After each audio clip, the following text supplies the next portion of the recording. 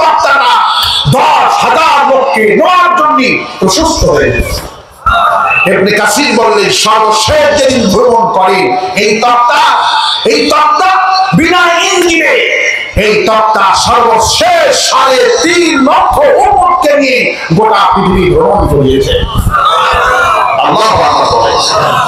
এই তক্তা আসলে মুজিজা, নবীকে মুজিজা। সঙ্গে যতগুলি সফর সঙ্গী থাকতো, যতগুলি লোক থাকতো, তক্তা ফলায় দিত, আল্লাহ কুদরতে তক্তা প্রশস্ত হয়ে যেত, মাইলের পর মাইল চলে যেত। আল্লাহু আকবার।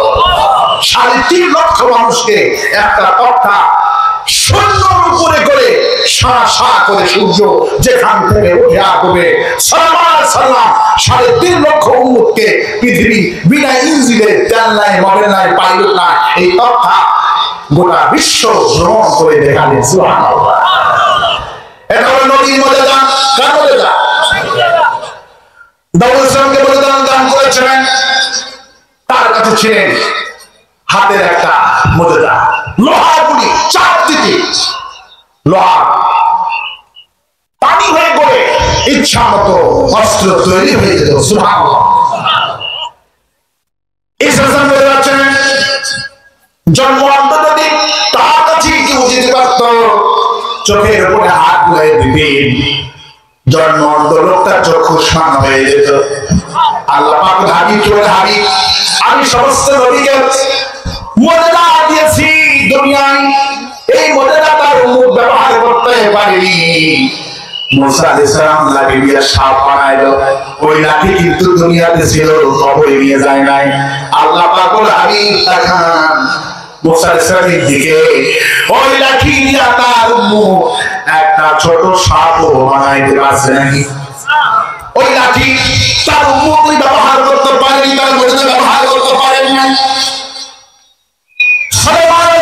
সেই তক্তাটা দুনিয়ার ছেড়ে কবরে নিয়ে যায় নাই। ওই তক্তা দিয়া পৃথিবী ভ্রমণ করা তো দূরের কথা, এক হাত উপরে কোন উম্মত উঠতে পারে নাই। এক হাত উপরে কেউ উঠতে, নবীও মারা গেছেন, কবরে চলে গেছেন। আমার ভাইরা, দাউদ ইসলাম মরে গেলেন, মরে দাউদ কবরে চলে গেল, কেউ আর লোহা দিয়ে অস্ত্র বানাইতে পারলেন না। ঈসা আলাইহিস সালামের উম্মত দুনিয়াতে ছেড়ে আকাশে উঠে গেলেন, কিন্তু তার কোন উম্মত জন্মবন্ধুর চোখে হাত বুলায়া চক্ষুষ্মান বানাইতে পারলো না। আল্লাহ পাক বলছেন, হাবিব আমি আপনার কুদরতে হাজার হাজার মুজিজা দিয়েছি, শ্রেষ্ঠ মুজিজার নাম হলো কোরআন। আপনি কোরআনটা যেভাবে ব্যবহার করেছেন, কিয়ামত পর্যন্ত আপনার শ্রেষ্ঠ মুজিজা আপনার উম্মতগুলি ব্যবহার করতে পারবে। রাসূলের কাছে যেভাবে কোরআন এসেছিল, কিয়ামত পর্যন্ত একটা জের একটা জবর উলুট পালট হয় নাই, কিয়ামত পর্যন্ত এই মুজিজা আমরা ব্যবহার করতে পারতেছি। আল্লাহ আকবার বলে। ফিরআউন বলল খেলা হবে, কি হবে? খেলা হবে আমার ভাইরা, লাঠি ফাইলে সব হয়। ফিরআউন পার্লামেন্ট টাইম পাস করবে, পৃথিবীর যতগুলি জাদুঘর লাগে, যত টাকা লাগে রাখবো, 70 জন জাদুঘরে আনাবো। জাদুঘরগুলি 70 জন একদিকে খোলা ময়দানে, সমস্ত নেতা একদিকে বসে আছে। জাদুঘরদেরকে 20 রকমের আইটেম করে খাওয়াচ্ছেন বুখারীর হাদিস। আর হাসিনার যেদিন পতন হয়, সেই দিন 20 পদে রান্না হয়েছিল। জালেমদের পতনের দিনে রান্না বান্না বেশি হয়, জীবনের শেষ খাওয়া। আমার ভাইরা, ফিরআউন যেদিন পতন হয় 20 পদে রান্না করেছিল, কত পদে? আর হাসিনা যেদিন পতন হয় 20 পদে রান্না করেছিল, রান্না খাওয়া হয় নাই, তার আগেই পালাইছে। আওয়াজ তো কম ঠিক, আওয়াজ তো কম ঠিক। আল্লাহ পাক বলেন, ভয় পেও না, আসল খেলায় মুসলমানরা জিন্দা। আল্লাহু আকবার বলে। 70 জন জাদুঘর একদিকে, আর মুসা ইসলাম আর কিছু উম্মতকে নিয়ে একদিকে। জাদুঘর বলেন, মুসা তুমি আগে খেলা দেখাবা না, আমরা আগে খেলা দেখাবো। মুসা বললেন, না আমরা তাকে খেলা দেখাবো না, খেলা তোমরা আগে শুরু করো, আমরা আক্রান্ত হয়ে প্রতিহত করবো। সুবহানাল্লাহ। খেলা শুরু হয়ে গেল। 70 জন জাদুঘর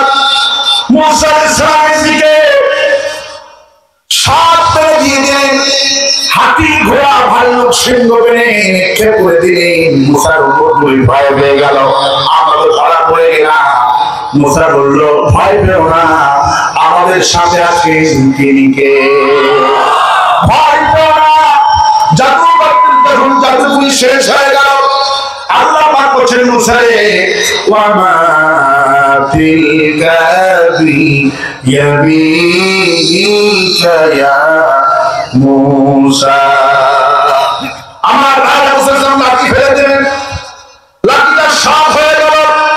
লাঠি যখন সাফ হয়ে গেল, এই মুসা আলাইহিস সালামের লাঠি মার্কা সাপের মধ্যে 70 জন জাদুঘরদের সাপ, হাতি, ঘোড়া, ভালুক যা ছিল সব প্যারের মধ্যে যাওয়া শুরু করে দিলেন।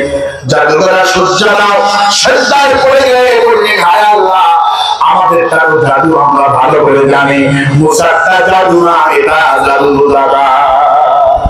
আল্লাহ ভালো করে তার সঙ্গে সঙ্গে বললেন, লা ইলাহা ইল্লাল্লাহ, লা ইলাহা লা ইলাহা ইল্লাল্লাহ মুহাম্মাদুর রাসূলুল্লাহ। ফিরআউন বলেন, জাদুঘর তোমরা কার ঈমান আল্লাহ? জাদুঘররা বলেন, ক্বালু আমান্না বিরাব্বি হারুন ওয়া মূসা। আমরা ঈমান আল্লাহ হারুন আর মূসার যে রব, ওই রবের প্রতি ঈমান এনেছে। আল্লাহু আকবার। ফিরআউন বলে, ঈমান যখন এনেছো, আমি তোমাদেরকে বলি দিক থেকে হাত করা হবে। রাসূলুল্লাহ বলেন, বিকাল সকালে ছিল কাফের, দুপুর বেলা ঈমান আনলেন, বিকেল বেলায় ফাঁসি আইন কার্যকর হয়ে গেল। জাদুঘরদেরকে সন্ধ্যা শহীদ করা হলো। আল্লাহ পাক বলছেন, ইন্নাল ইনসানা লাফি খুসর। প্রত্যেকটি মানুষের জীবন বিপদ, জীবন ক্ষতিগ্রস্ত। ইল্লাল্লাযিনা আমানু, ঈমান যদি আনো, হকের দাওয়াত যদি দাও, সবর যদি ইখতিয়ার করো, আমি তোমাদের জান্নাত দিব। ঈমানের কথা বললে রাষ্ট্র শক্তি প্রথমে তাদেরকে বাধা দেবে। যেমন বাধা দিয়েছিল নমরুদ, বাধা দিয়েছিল ফিরআউন, বিশ্বনবীকে বাধা দিল রাষ্ট্র শক্তি। ঈমানের দাওয়াত দিতে গেলে প্রথম বাধা দিবে রাষ্ট্র শক্তি। নিজেরা ঈমানের কথা বলে, আসলে ঈমানদার নয়, এরা হলো ঈমানের নামে মুনাফিকিন। ওরা কোরআন শরীফ পড়ে, আওয়ামী কোরআন শরীফ খতম করে, রাসূলের কাছে যখন মক্কার লোকেরা কোরআন শরীফ খতমের কাহিনী শোনালো, রাসূলুল্লাহ, আমি কোরআন শরীফ পড়েছি, আপনি আমাকে খতম করে শোনান। আল্লাহ পাক তখন শোনালেন, হুজুরদেরকে বলেন, বিমা উনজিলা ইলাইকা ওয়া মা উনজিলা মিন ক্বাবলি। হে নবী, এদেরকে বলি, আমি যা আপনার প্রতি নাযিল করেছি এই বিষয়ে ঈমান আনতে হবে। আল্লাহ পাক যে কোরআন শরীফ নাযিল করে দিয়েছেন, ওরা শুধু কোরআন শরীফ খতম করে, কিন্তু কোরআনের আইন সমাজে চালু হোক, পার্লামেন্টে চালু হোক, একটা বারের জন্য চায় না। এই জন্য বলা হয়েছে, ঈমান শুধু আনলেই হবে না, আমি যে কোরআন নাযিল করেছি, বিমা উনজিলা ইলাইকা, এই কোরআনের প্রতি ঈমান আনতে হবে। মানে চুরি করলে হাত কাটতে হবে, জিনার আইন কার্যকর করতে হবে, সুদ বন্ধ করতে হবে, ঘুষ বন্ধ করতে হবে, জুয়া বন্ধ করতে হবে, মদের লাইসেন্স বাতিল করতে হবে, সবগুলো আইন টাকা। কিন্তু আর শুধু কোরআন পড়ে লা ইলাহা ইল্লাল্লাহ, নৌকার মালিক তুমি আল্লাহ, ঠিক কি না? লা ইলাহা ইল্লাল্লাহ, নৌকার মালিক এতটুকু জিকির করে শুধু, কিন্তু জিকির করার পর খবর হয়ে গেল, যার হাতে হাত রেখে হিন্দু খ্রিস্টান মুসলমান হলো, এই লোকটা থাকে জেলখানায়। ওরা যে কালিমা জিকির করলো আর কোরআন পড়লো, এর কোনো অর্থ হয় না। কোরআন পড়লো, নামাজ পড়লো, কালিমা জিকির করলো, আর যার হাতে কালিমা পড়ে মুসলমান হয়, ঈমানদারের হাতে কখনো একটা মুসলমান গ্রেফতার হবে, নির্যাতিত হবে, সে কখনো ঈমানদার হতে পারে না। এই জন্য আল্লাহ পাক বলেন ইনসানা লাফি খুসর, প্রত্যেকটি মানুষের জীবন বিপদ, জীবন ক্ষতিগ্রস্ত। ঈমান যদি আনতে পারো আমি তোমাদের মাথায় দেব সুবহানাল্লাহ। যুগে যুগে আল্লাহ কাদেরকে বাঁচিয়েছেন? ঈমানদারদেরকে বাঁচিয়েছি। আমরা ঈমানদার বলে আল্লাহ আমাদের দেশে এত ঘূর্ণিঝড় আছে, সাইক্লোন, আমরা এত মনে করি না। এখন আমেরিকা লস অ্যাঞ্জেলেস বসতেছে, কেমন হবে? হাজার হাজার বাড়ি ঘরগুলি পুড়ে শেষ হয়ে গেল। আল্লাহ বলছে ঈমানদার আনবে না, ওদেরকে আমি পৃথিবীর মানুষকে নিজস্ব বানায়া দেব। দেখো আল্লাহ বিশ্বাস না হলে আগুন আইন মানে আগুন কারাই মানছে। আমেরিকা আকাশ দিয়ে পানি দিচ্ছেন, পাউডার গুলি দিয়ে আগুন নিবানোর চেষ্টা করছে। 4 দিন হয়ে গেল, পুরে ছাড়কার হয়ে গেল, আগুন আইন মানে আল্লাহ পাক বলেন আফাগাইরা দীনিল্লাহি ইয়াবগুন ওয়া লাহু আসলামা মান ফিস সামাওয়াতি ওয়াল আরদ। যা দেখো আর যা দেখো বান্দারে, আমার দরবার তো অনুদল করার চিন্তা ভাবনা করছো, অবশ্য আকাশের জমিনে যা দেখো সবগুলি আমার আইন মানে আমার দল করে, সবগুলি কার আইন মানে। এই জন্য আল্লাহ পাক বলেন ক্ষতি থেকে যদি বাঁচতে চাও ঈমান আমার প্রতি আনো। ঈমান রাখতে হবে কার প্রতি? আল্লাহর প্রতি ঈমান আনো। মান কানা আখিরি কালামি লা ইলাহা ইল্লাল্লাহ দাখালাল জান্নাহ। রাসূলুল্লাহ বলেছেন যার শেষ কালেমা হবে এই কালেমা, আল্লাহ পাক তাকে জান্নাতে প্রবেশ করে দিবে। যারা কালেমার পক্ষে থাকবে, যারা আল্লাহর পক্ষে থাকবে, ইন্নাল্লাহা ইয়ারফাউ বিহাদাল কিতাব قال رسول الله صلى الله عليه وسلم। রাসূলুল্লাহ বলেন একটা মানুষের যে পতন হয় মূল কারণ হলো কোরআন, আর একটা মানুষের যে সুনাম অর্জন হয় মূল কারণ হলো কোরআন। ইন্নাল্লাহা ইয়ারফাউ বিহাদাল কিতাব قال رسول الله صلى الله عليه وسلم فإن الظلم ظلمة يوم القيامة। যারা জুলুম করে, যারা কালেমার বিরোধিতা করে, 1 আগস্টে জামাত ইসলামীকে ব্যান করা হলো, নিষিদ্ধ করা হলো। 5 আগস্ট আল্লাহ পাক তাদেরকে ব্যান করেছে। যারা কালেমার বিশ্বাসী ছিল, ঈমানের বিশ্বাসী ছিল, যারা কালেমা শুধু মুখে উচ্চারণ করেনি, কালেমার শাসন ঝড়ে প্রতিষ্ঠিত হোক, কোরআন শুধু পড়ে নাই, কোরআনের শাসন জামাত ইসলামী চায়, জামাতের কর্মীরা চায়।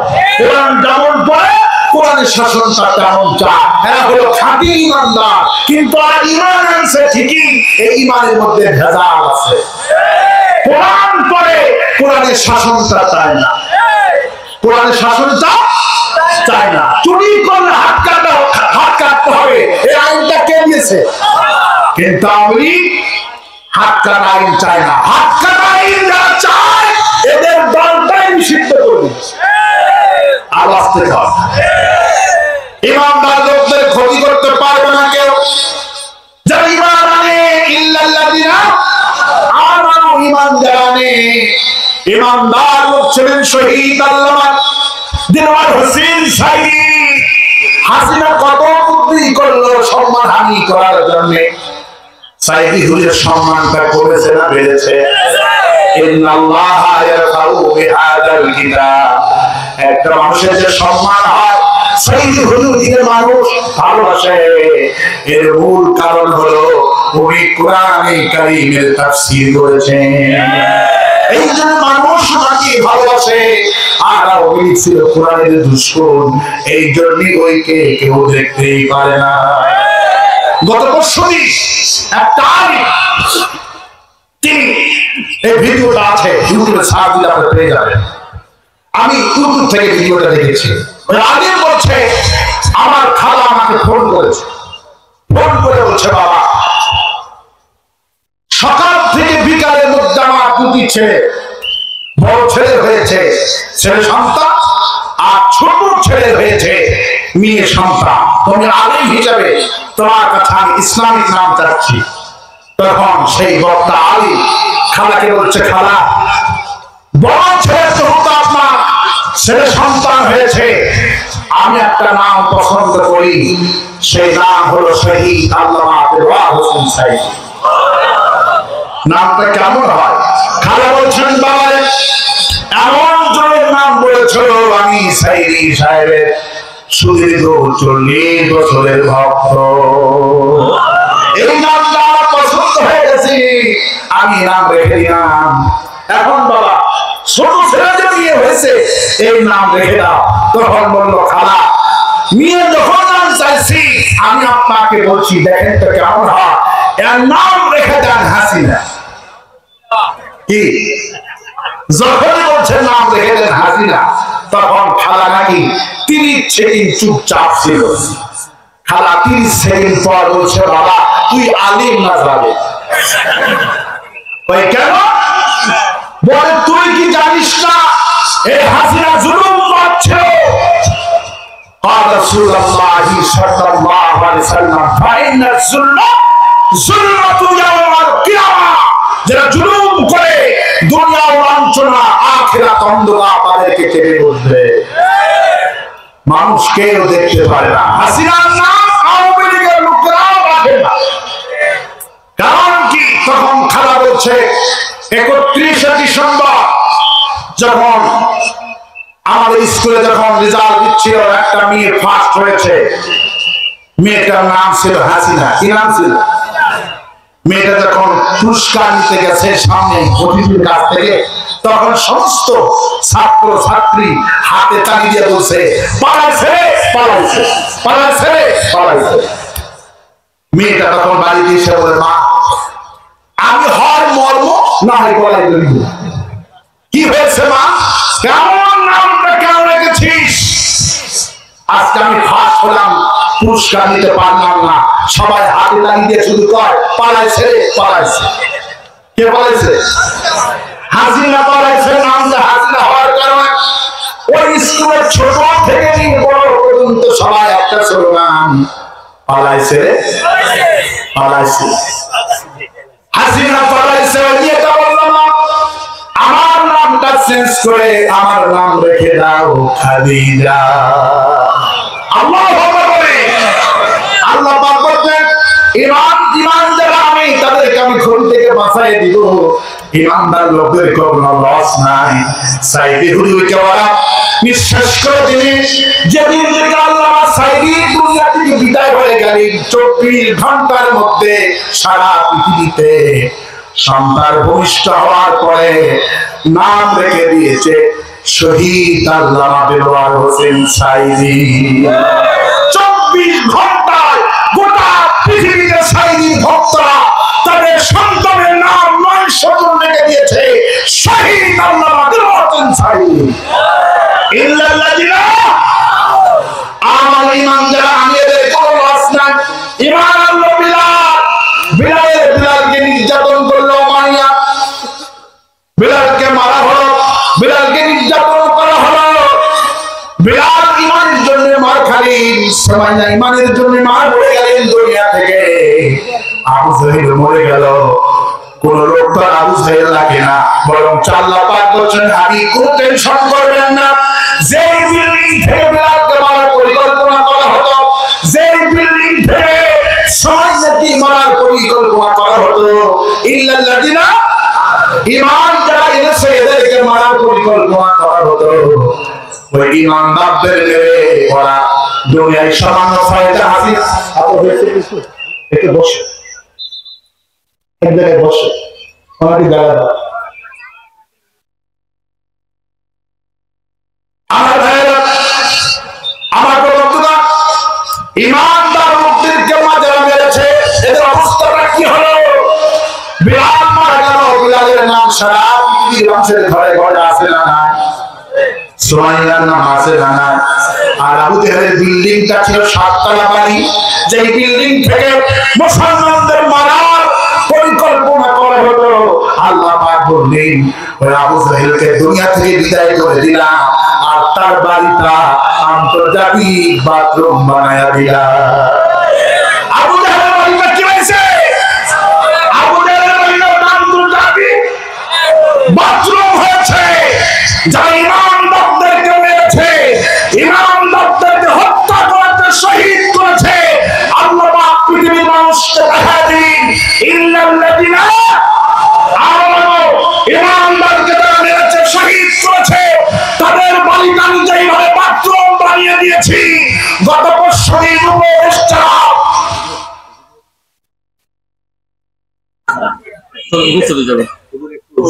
ঠিক আছে, যা এত ঝামেলা করা যাবে না, কারণ কোনো সমস্যা হয়।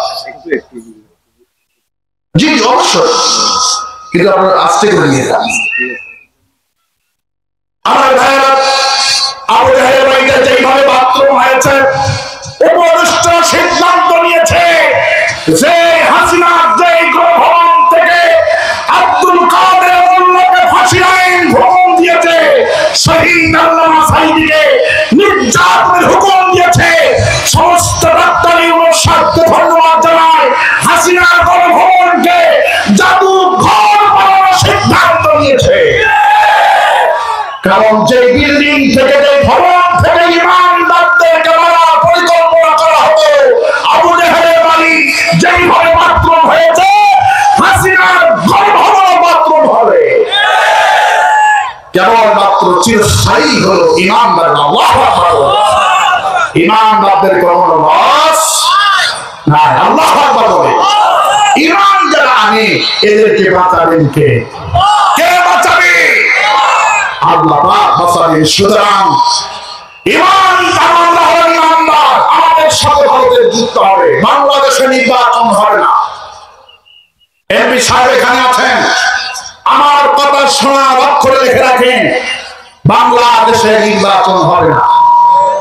যদি বলে হুজুর নির্বাচন কেন হবে না, আমার কাছে টাটকা দলিল আছে। কি দলিল? টাটকা দলিল, বুখারী হাদিস। রাসূল করিম সাল্লাল্লাহু আলাইহি ওয়াসাল্লাম বলেছেন, ভারতের পূর্ব দেশের মুসলমানদের সাথে গাজায়তুল হিন্দ সংগঠিত হবে। এই সংগঠিত তখনই হবে যখন এই দেশের মধ্যে তিনটা দলে মানুষ বিভক্ত হবে। প্রথম দল বিভক্ত হবে, এরা দেশ থেকে পালাবে।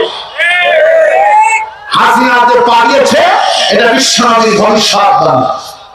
রাসূল করিম সাল্লাল্লাহু আলাইহি ওয়াসাল্লাম গাজায়তুল হিন্দ হওয়ার আগে ওই দেশের মানুষ তিনটা ভাগে বিভক্ত হবে। এক দল দেশ থেকে পালাবে, এটা বিশ্বনবীর ভবিষ্যৎবাণী।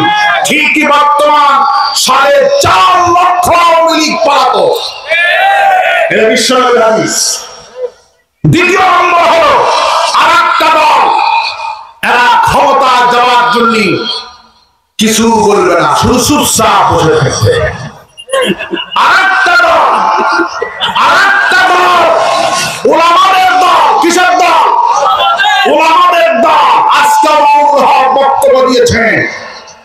মামুনুল হককে একজন প্রশ্ন করেছেন, আচ্ছা আমি দেখলাম জামাত ইসলামের সাথে আপনারা মিটিং করতেছেন, শুনলাম আপনারা নাকি হুজুরে মারামারি কিলাকিলি, এখন দেখি জামাতের আমিরের সাথে আপনারা বসতেছেন, কারণ কি? মামুনুল হক একটা চূড়ান্ত প্রশ্নের জবাব দিয়েছেন, শুনে আমার কলিজা ঠান্ডা হয়ে গেছে। সুবহানাল্লাহ। মামুনুল হক বলেছেন, হাতের যে 5টা আঙ্গুর দেখতে পাচ্ছেন, হ্যাঁ দেখতে পাচ্ছি, এই হাতের 5টা আঙ্গুর সারাটা দিন কিন্তু ঐক্যবদ্ধ হয় না, এক হাত আঙ্গুর এক এক কাজ করে। যখন খানা খেতে যায় 5টা আঙ্গুর ঠিকই ঐক্যবদ্ধ হয়ে খায়। মামুনুল হক বলেছেন, বাংলাদেশে যারা ইসলাম বিদ্বেষী আছো, আমরা চরমনায় কওমি জামাত হিফাজত, আমরা 5 ভাই ঐক্যবদ্ধ হয়ে তোমাদেরকে খাওয়ার জন্য হয়ে গেছি। আল্লাহ বলে আমরা হাতের আঙ্গুলের মতো ঐক্যবদ্ধ হয়ে খাবো, কারণ একটা আঙ্গুল ঐক্যবদ্ধ হওয়া ছাড়া খাওয়া যাবে না। ঠিক কিনা বলেন? আমরা 5টা ভাই ঐক্যবদ্ধ হয়ে গেছি। আল্লাহ আকবার বলে এই রসুল বলছেন, আমাদের দল হিন্দুস্তানের বিরুদ্ধে ঝাঁপিয়ে পড়বে। সেই চরমনাই এবং মামুনুল হক তাবলীগ যারা ধর্মে বিশ্বাসী, আল্লাহর কোরআনে বিশ্বাসী, এরা হিন্দুস্তানের বিরুদ্ধে জিহাদে ঝাঁপিয়ে পড়বে। আর রাসূল বলেছেন, যুদ্ধ যখন হবে তার আগে ওই দেশ থেকে একটা দল পালাবে। অটোমেটিক বিশ্বনবীর হাদিস, এক দল পালায় গেছে। এটা হাদিস। আমি সেই হাদিসের আলোকে, আমি শুধু একাই নয়, কাজী মুফতি ইব্রাহিম, যিনি 29 দিনে এই গোটা কোরআন মুখস্থ করেছিল, গোটা উপমহাদেশের মধ্যে মুসলিম বিজ্ঞানী বলা হয় কাজী মুফতি ইব্রাহিমকে। কাজী মুফতি ইব্রাহিমের প্রত্যেকটি কথা একদম সোনার অক্ষরের মতো। উনিও স্বীকার করেছেন, গোটা বিশ্বের মুসলমান স্বীকার করেছে, বাংলাদেশের সাথে গাজায় তো ভ্যান হবে, তার নমুনা গতকাল চাঁপাইনবাবগঞ্জ দেখেছেন। বাংলাদেশের আমার বর্ডার গার্ড, তার সঙ্গে মুসলমান লড়াই আল্লাহু আকবার ধরিয়া 5 কিলোমিটার 50 বছরে দখল করা আল্লাহু আকবার ধরিয়ে দখল করেছে। কারণ আমাদের মূল শক্তি হলো ঈমান। মূল শক্তি কি? মূল শক্তি হলো ঈমান। ইল্লাল্লাযিনা আমানু, ঈমান যার কাছে আছে, ঈমান যাদেরকে দিয়েছে তাদের কাছে পৃথিবীর কোন অস্ত্রের দাম নাই।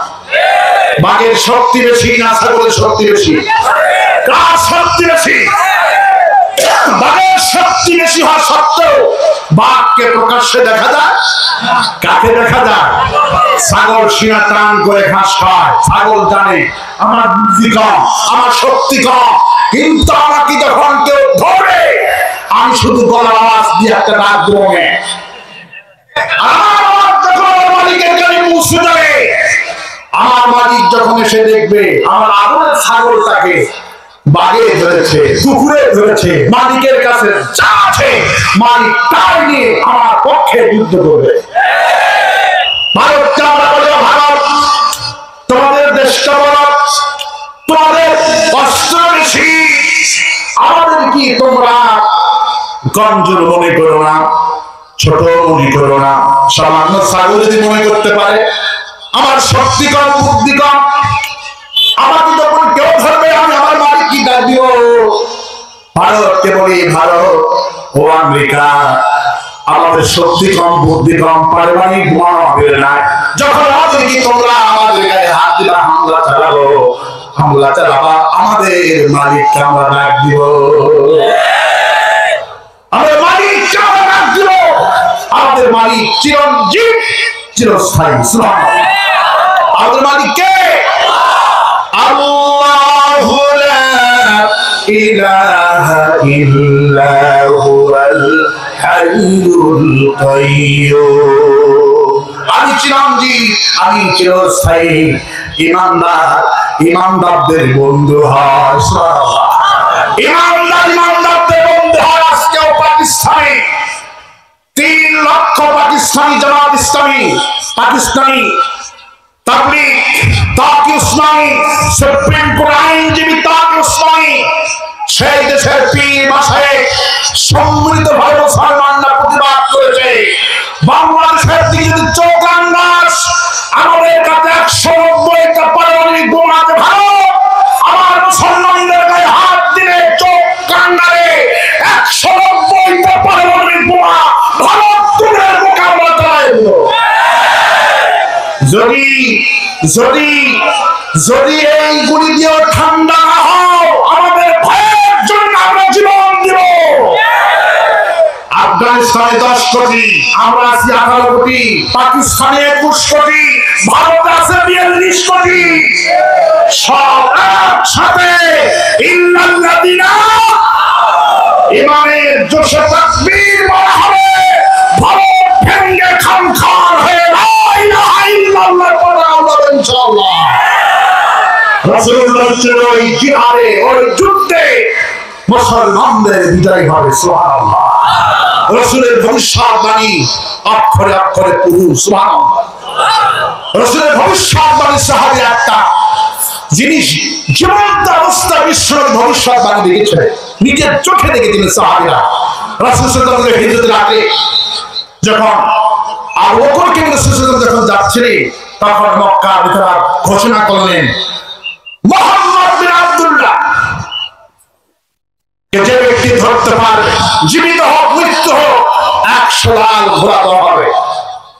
মক্কার কাফেরগুলি রাসূলকে খোঁজার জন্য রওনা করলেন, রাসূলকে পালেন না। একজনের নাম ছিল সুরাকা বিন মালিক। সুরাকা বিন মালিক তিনি বিশ্বনবীর কাছে গেলেন এবং বিশ্বনবীকে ধরবেন। তখন ঠিক মুহূর্তে সুরাকা বিন মালিকের 2টি ঘোড়ার পা মাটির মধ্যে চলে যায়। সুরাকা বিন মালিক রাসূলুল্লাহ, আমার 2টি পা তো, ঘোড়ার 2টি পা তো মাটির মধ্যে চলে গেল, আপনি একটু দোয়া করেন, আমি আর আপনাকে ধরবো না। হুজুর দোয়া করলেন, সুরাকা বিন মালিকের ঘোড়ার পা জমিনে উঠে গেল।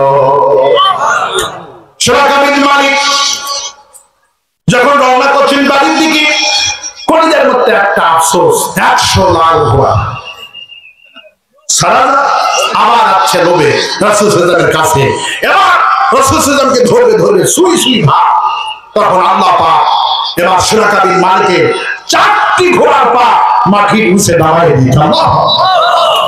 সুরাকা বিন মালিক কান্দে, রাসূল আমার ভুল হয়ে গেছে, আর আমি আপনাকে ধরবো না, আমার জন্য দোয়া করে আমাকে মাফ করে দেন। নবী দোয়া করলেন, সুরাকা বিন মালিকের 4টি ঘোড়ার পাটা উঠে গেল। আল্লাহ এবার সুরাকা বিন মালিকের কথা শুনে সাহাবীরা এমন কেউ নাই হাসি দেয়।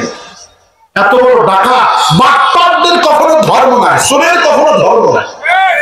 সুরাকা বিন মালিক রাসূল সাল্লাল্লাহু আলাইহি ওয়াসাল্লাম কি কথা বলছে, ইয়া রাসূলুল্লাহ আমি তো এসেছিলাম 100 লাখ ঘোড়ার আশায়, আমি আপনাকে ধরতে পারলাম না, আমার তো আশা পূরণ হলো না, আপনি আমাকে কিছু দিবেন না?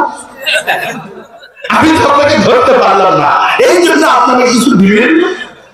রাসূল সাল্লাল্লাহু আলাইহি ওয়াসাল্লাম বলছেন, সুরাকা আমি তোমাকে রোম সম্রাটের মাথার মুকুট দিব। সুরাকা বিন মালিকের কথাটা ছড়িয়ে পড়লেন, বিশ্বনবী বলেছেন রোম সম্রাটের মাথার মুকুট দিবেন। হুজুর ইন্তিকাল করলেন, সুরাকার মাথায় মুকুট আসলো না। আবু বকর মারা গেলেন, মাথায় মুকুট আসলো না। সুরাকার বয়স হয়ে গেল 119 বছর।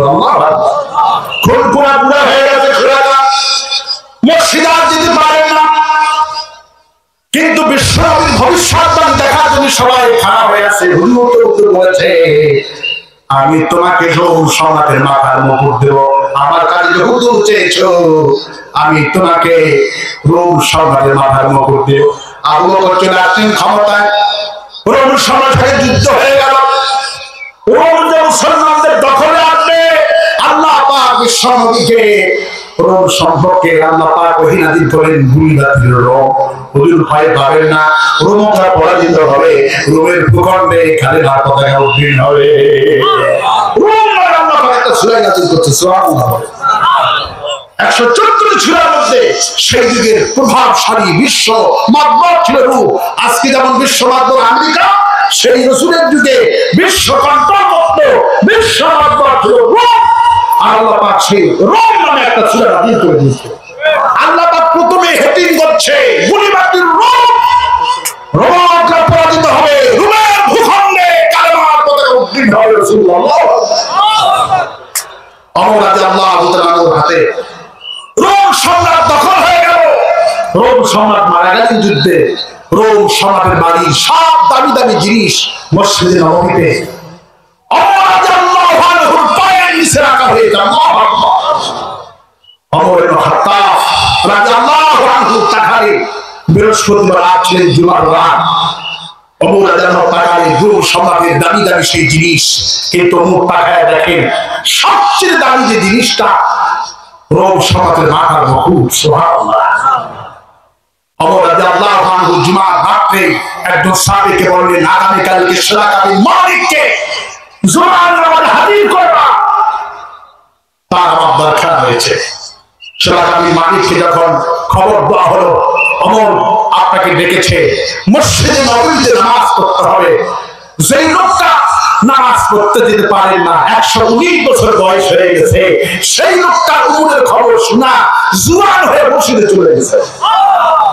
ওমরের পিছনে নামাজ আদায় করলে ওমর বলছেন কেউ যাবে না, নামাজ পড়ার পর সবাই থাকবা। নামাজের পর ওমর রাদিয়াল্লাহু আনহু রোম সম্রাটের মাথায় মুকুট নিয়ে সুরাকা বিন মালিকের মাথায় পরিয়ে দিয়ে বললেন, বিশ্বনবী রোম সম্রাটের মাথার মুকুট এই সুরাকা বিন মালিককে দিতে চেয়েছিল, তোমার শুনুনি ভবিষ্যৎবাণী। সমস্ত মুসলিমরা বলল, হ্যাঁ আমরা বিশ্বনবীর ভবিষ্যৎবাণী শুনেছিলাম। রাসূল বলছেন আমি তোমাকে রোম সম্রাটের মুকুট দেব। এই নাও আজকে বিশ্বনবীর ভবিষ্যৎবাণী, আমি বিশ্বনবীর ভবিষ্যৎবাণী পূর্ণ হয়ে গেল। রোম সম্রাটের মাথার মুকুট সুরাকার মাথায় পড়ায় দিলাম। এই হলো রাসূল করিম সাল্লাল্লাহু আলাইহি ওয়াসাল্লাম। রাসূল যা ভবিষ্যৎবাণী করেছেন সবগুলি পরিপূর্ণভাবে আমার দেশকে রাসূলুল্লাহ ভবিষ্যৎবাণী করেছে। গাদায়তুল হিন্দ যখন হবে, ওই দেশ থেকে তখন একটা দল পালাবে। রাসূলের ভবিষ্যৎবাণী অনুযায়ী বর্তমান 4.5 লক্ষ আওয়ামী লীগ পলাতক। এর ভবিষ্যৎবাণী এই জন্যই নির্বাচন হবে না। চতুর্দিকে যুদ্ধ শুরু হয়ে গেছে। আর তো খবর রাখে না, চতুর্দিকে যুদ্ধ শুরু হয়ে গেছে। আমার দেশের যুবকেরা আজকে দেখলাম পাটগ্রাম বর্ডারে আল্লাহু আকবার স্লোগান দেবেনকে ঝড় করেছে। আল্লাহু আকবার, রাষ্ট্র ফাড়ায় দিয়া হরে হরে করতে করতে আল্লাহু আকবার। আমার ভাইরা, ইল্লাল্লাযিনা আমানু, ঈমান যদি থাকে আগামী বিশ্ব হবে ঈমানদারদের বিশ্ব, আগামী বাংলাদেশ হবে ঈমানদারদের বাংলাদেশ। আল্লাহু আকবার বলেন। বাংলাদেশের রাষ্ট্র ক্ষমতা ঈমানদাররা যাবে। আল্লাহু আকবার। সুতরাং ইন্নাল ইনসানা লাফি খুসর, প্রত্যেকটি মানুষের জীবন বিপদ, জীবন ক্ষতিগ্রস্ত। ওদের জন্য জীবন সফল যারা ঈমান এনেছে কার প্রতি? কার প্রতি? এই জন্য নামাজ পড়ো কার জন্য? রোজা করবো কার জন্য? হজ করবো কার জন্য? যাকাত দেবো কার জন্য? বউকে পিটাবো কার জন্য? খবরদার, বউ পিটানো যাবে।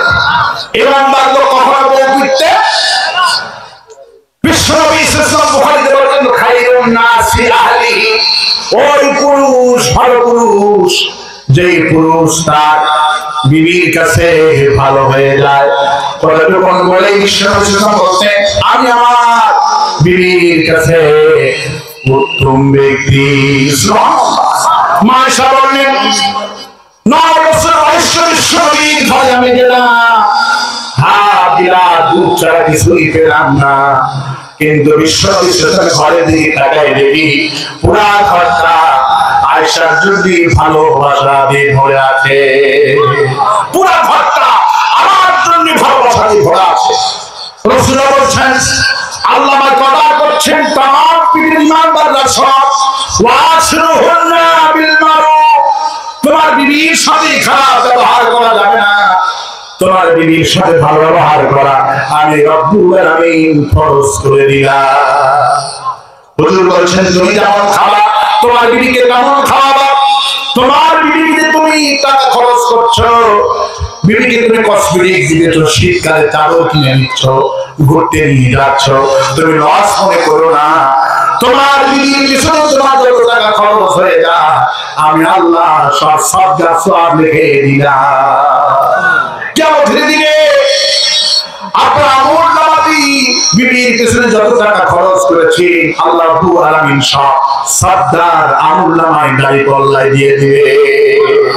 রাসূল বলেন খবরদার, অসুস্থ বিবি যদি কেউ খেদমত করে আল্লাহ পাক তাকে বদলে জিহাদের সমান সওয়াব আমল নামায় দান করে।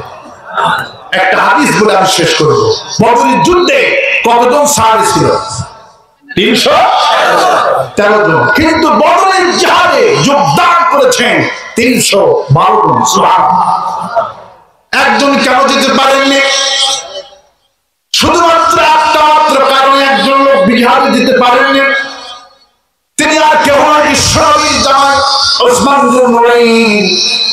বদরের সকালবেলা ওসমান সে কামলে রাসূলুল্লাহ, আমার স্ত্রী আপনার কন্যা অসুস্থ, আমি জিহাদে যাব, আমি খেদমত করব।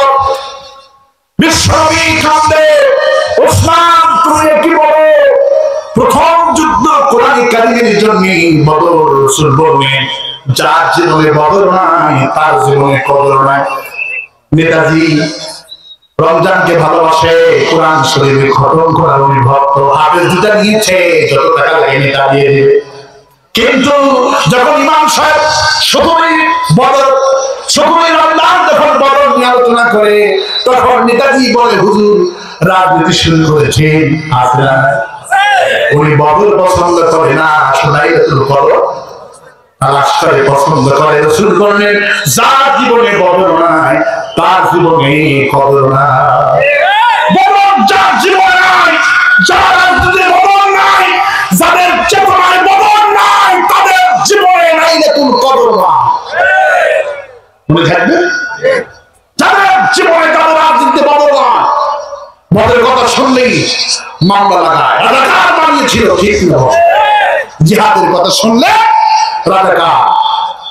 আমার ভাইরা, আমার বন্ধুগণ, রাসূল সাল্লাল্লাহু আলাইহি ওয়াসাল্লাম বললেন তাহলে কি করবে বলো? ওসমান কাঁদবে, হুজুর কাঁদবে। জিবরাইল আলাইহিস সালাম আলাইকা ইয়া রাসূলুল্লাহ, আল্লাহ আমাকে পাঠিয়ে দিয়েছি, আপনি 312 জন যোদ্ধা জিহাদে চলে যান। আর ওসমানকে আল্লাহ তার বিবির খেদমত করতে বলেছে। ওসমান যদি নিজের বিবির খেদমত করতে পারে, আল্লাহ প্রয়োজন হলে জিহাদের ময়দানে ওসমানের জন্য আল্লাহ ফেরেশতা পাঠায় দেন। আপনি 312 জন নিয়ে চলে যান, ওসমান নিজের বিবির খেদমত করুন। বিশ্বনবী রাতের বেলায় 70 জন কাফের যখন মরে গেল, 70 জন কাফের যখন বন্দী হয়ে গেল, রাসূল করিম সাল্লাল্লাহু আলাইহি সাল্লাম ওসমানকে এসে একটা পোটলা উপহার দিচ্ছে, একটা পোটলা, বিশাল বড় পোটলা। ওসমান পোটলা ঢুকুন নিয়ে কান্দে, ইয়া রাসূলুল্লাহ জিহাদে গেলাম না, এই পোটলাটা আমার কিসের? হুজুর বলে, ওসমান তুমি আমার কন্যা, তোমার বিবি অসুস্থ হয়েছিল, তুমি খেদমত করেছো, জিহাদে যাওয়া লাগে না। আল্লাহর হুকুমে তুমি বাড়ি দিয়েছিলা তোমার বিবির খেদমতের জন্য। আল্লাহ তোমার প্রতি এত খুশি হয়েছে, আমি যখন রাতের বেলা কাফেরদের বিশাল অঙ্কের টাকা পয়সা, উট ঘোড়া, সোনা দানা সব পেলাম, এগুলিকে বলা হয় গনিমতের মাল। কি বলা হয়? গনিমতের মাল বলা হয়। আর আল্লাহ আমাকে বলেছেন, ওসমানকে তো আমি জিহাদের সওয়াব দিয়েছি, আপনি যখন গনিমতের মাল ভাগ করবেন, 312 জনের নামে ভাগ করবেন না, 313 জন সাহাবীর নামে ভাগ করবে। কারণ ওসমান জিহাদের দিনে জিহাদে যেতে পারেননি, বিবি অসুস্থ থাকার কারণে। আমি আল্লাহ খুশি হয়েছি, ওসমান নিজের বিবির খেদমত করেছে, জিহাদের সওয়াব দিলাম, আর গনিমতের মালের ভাগ দিয়ে দিলাম। ওয়াশরুহুন্না বিল মারুফ, তোমার বিবির সাথে, স্ত্রীর সাথে ভালো ব্যবহার করা ফরজ। সুবহানাল্লাহ। বিবির সাথে ভালো ব্যবহার করবে, বিবির সাথে খারাপ ব্যবহার করবে, কামাই বরকত হবে না, ওই দিনটা ভালো যাবে না। আল্লাহ নিষেধ করেছে তোমার বিবির সাথে ভালো ব্যবহার করতে। আমরা যেন ভালো ব্যবহার করতে পারি। ইল্লাল্লাযিনা আমানু, যারা ঈমানদার হবে, বিবির সাথে ভালো ব্যবহার করবে, হিন্দুর সাথে ভালো ব্যবহার করবে। ওয়াকুলু লিন-নাসি হুসনা, হাসি মুখে সবার সাথে কথা বলবে। রাসূলুল্লাহ বলছে, কোন মুসলমানের সাথে যখন দেখা হলো, মুস্কি হাসি দিয়ে যদি কেউ কথা বলতে পারে, 10,000 টাকা ছাগল সাদগা দিয়ে যে সব একটা মুসলমান আরেকটা মুসলমানের সাথে হাসা কথা বললো, 10,000 টাকা ছাগল সাদগা দিয়ে যে সব, সেই সব একটা মুস্কি হাসি দিয়ে দান করবে। তাও সুবহানাল্লাহ বলে না। ঈমানদার লোকের আচরণ মানুষ প্রমাণ পারে। বাড়ি দখল করবে না, ঘর দখল করবে না, মানুষের সম্পদ এমপি হওয়ার পর, মন্ত্রী হওয়ার পর নিজের সম্পদ মনে করবে না, বলবে এগুলি আমার আমানত। সুবহানাল্লাহ। সুতরাং আগামী বাংলাদেশ ঈমানদারদের হাতে আসুক। আপনারা চান? কারা কারা চান? দুহাত তুলে দেখা।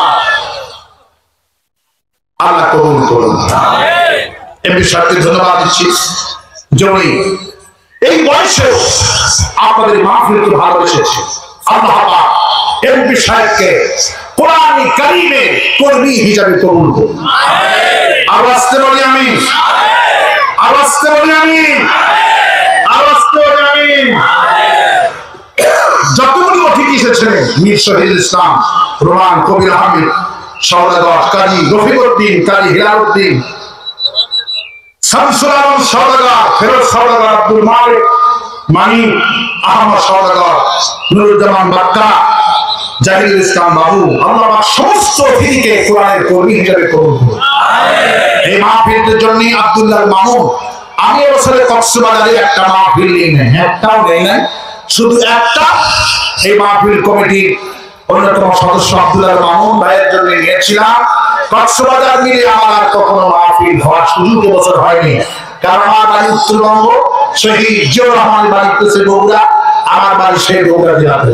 আমার এলাকাতে আমার দিনে একটা মাহফিল, রাতে একটা মাহফিল, 3টা করে মাহফিল সময় দেওয়ার জন্য আমি এবছরে কক্সবাজারে সময় দিতে পারিনি।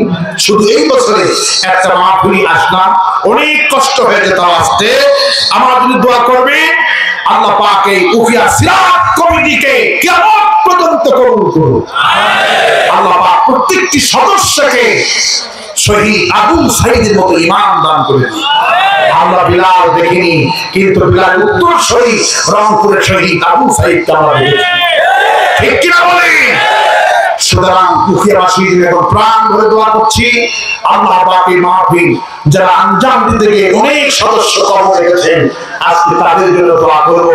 যারা জীবিত আছেন, আল্লাহ পাক তাদেরকে যেন বিলাল উত্তরসূরি হিসেবে কবুল করে। এখন দোয়া করছি, দোয়ার আদব হলো বসা। যদি বসতে পারেন ভালো। দোয়ার আদব হলো বসা। আল্লাহর কাছে কিছু চাইবো, আদবের সাথে আমরা চাইবো। এতক্ষণ তো বলিনি, সবাই বসে। আপনাদেরকে ধন্যবাদ দিচ্ছি, দীর্ঘক্ষণ ধরে দাঁড়িয়ে কোরআন শরীফ শুনেছেন, একটা লোক জাননি। গতকালকে আজারি সাহেব কথা বলেছেন, মানুষ হইচই করেছে, কারণ আজারি সাহেব মাহফিল কন্ট্রোল করার যোগ্যতা আল্লাহ এখনো ওনাকে দেয়নি। ঠিক কিনা বলে? একটু হয়ে আল্লাহ হলে কথা বলতে হবে। আমরা দোয়া করি আমার ছোট ভাইটার জন্য, যাতে করে আল্লাহ কথা বলার তৌফিক দান করে দেয়। উনি তো আসলে পেশাগত বক্তা না, বুঝতে পেরেছেন তো? আমরা যেরকম এখানে যেতেই হোক আমরা মোকাবেলা করতে পারবো, কিন্তু উনি তো এখন ছাত্রের মতো রয়ে গেছে, একটু সামান্য হই হাল্লা লাগলে কথা বলতে পারবে না। আমাদের সামনে মহা কিছু হয়ে আমরা থামায় কথা বলতে পারবো। গতকালকে লক্ষ লক্ষ লোক ছিল, বাংলাদেশে ইসলামের জোয়ার বলতেছে। আল্লাহু আকবার। আমাদের কোরআনের পাখি দুনিয়া থেকে বিদায় হয়ে গেছে। সাইদি আর কখনো আসবে না। সাইদি 100 ভাগে 1 ভাগ কেউ হবে না। এবারে আপনার বিশ্বাস হয়?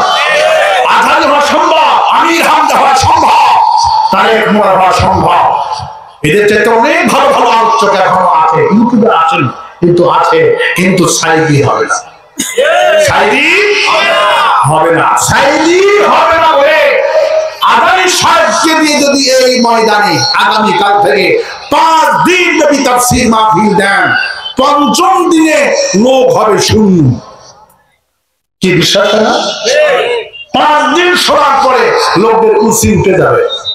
পরের বছর যদি আবার আজহারি সাহেবকে দিয়া 3 বছর লাগাতার 15 দিন মাহফিল দেয়, লোক হবে না।